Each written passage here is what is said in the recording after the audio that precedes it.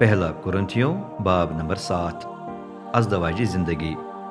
अब मैं आपके सवालात का जवाब देता हूँ। बेशक अच्छा है कि मर्द शादी न करे, लेकिन ज़िनाकारी से बचने की खातिर हर मर्द की अपनी बीवी और हर औरत का अपना शौहर हो। शौहर अपनी बीवी का हक अदा करे और इसी तरह बीवी अपने शौहर का।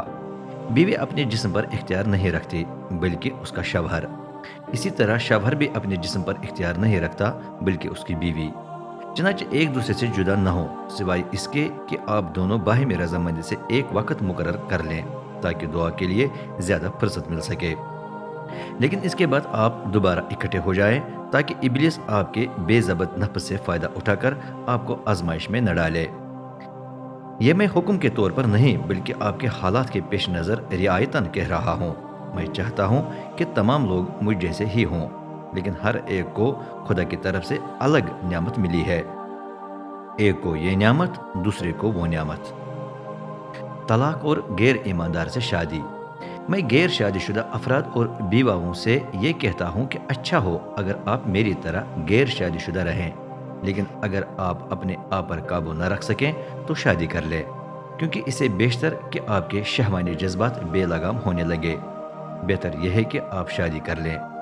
शादीशुदा जोड़ों को मैं नहीं, बल्कि खुदावंद हुक्म देता है कि बीवी अपने शौहर से ताल्लुक मुनक़ता न करे। अगर वो ऐसा कर चुकी हो तो दूसरी शादी न करे या अपने शौहर से सुलह कर ले। इसी तरह शौहर भी अपनी बीवी को तलाक न दे। दीगर लोगों को खुदावंद नहीं, बल्कि मैं नसीहत करता हूँ कि अगर किसी ईमानदार भाई की बीवी ईमान नहीं लाई, लेकिन वो शौहर के साथ रहने पर राजी हो, तो फिर वो अपनी बीवी को तलाक न दे। इसी तरह अगर किसी ईमानदार खातून का शौहर ईमान नहीं लाया, लेकिन वो बीवी के साथ रहने पर रजामंद हो, तो वो अपने शौहर को तलाक न दे, क्योंकि जो शौहर ईमान नहीं लाया उसे उसकी ईमानदार बीवी की मारिफत मुकद्दस ठहराया गया है, और जो बीवी ईमान नहीं लाई उसे उसके ईमानदार शौहर की मारिफत मुकद्दस करार दिया गया है।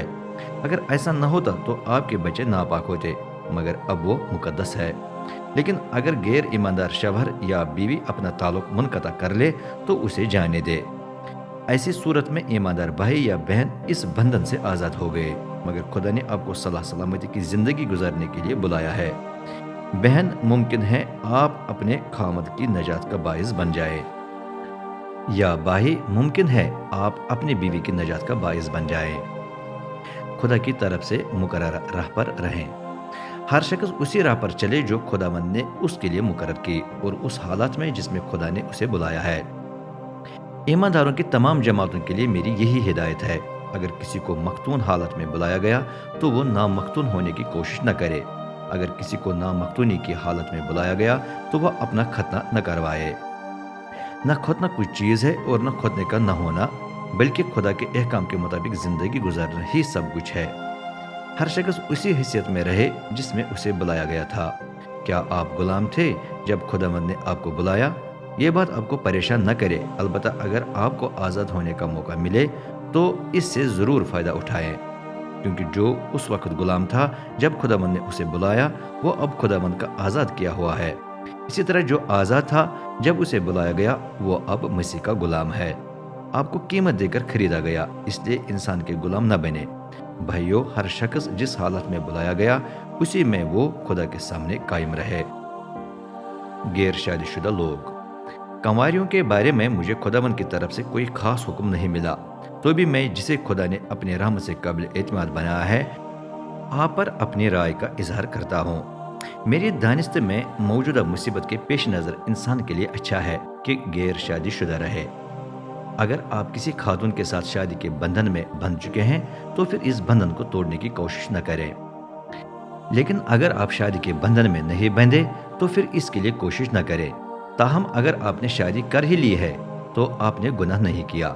इसी तरह अगर कंवारी शादी कर चुकी है तो ये गुनाह नहीं, मगर ऐसे लोग जिस्मानी तौर पर मुसीबत में पड़ जाएंगे, जबकि मैं आपको इससे बचाना चाहता हूँ। भाइयों, मैं तो ये कहता हूँ कि वक्त थोड़ा है, आइंदा शादीशुदा ऐसी जिंदगी बसर करें जैसे कि गैर शादीशुदा है। रोने वाले ऐसे हों जैसे नहीं रो रहे, खुशी मनाने वाले ऐसे हों जैसे खुशी नहीं मना रहे।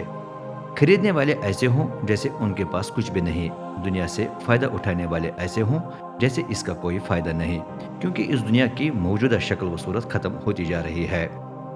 मैं तो चाहता हूँ कि आप फ़िक्रों से आज़ाद रहें।